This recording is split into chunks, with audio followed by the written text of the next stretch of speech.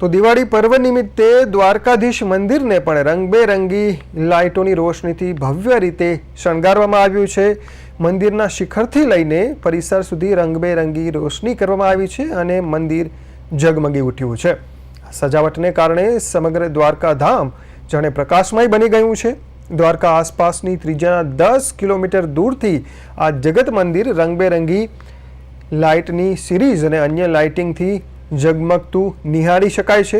દિવાળીના તહેવાર દરમિયાન દેશભરમાંથી અને વિદેશથી પણ મોટી સંખ્યામાં લોકો દ્વારકાધીશના દર્શન કરવા માટે આવતા હોય છે અને ભક્તોએ મોટી સંખ્યામાં ભગવાન દ્વારકાધીશના દર્શન કરતા હોય છે। આ દિવ્ય માહોલનો ભક્તો લાભો લે છે।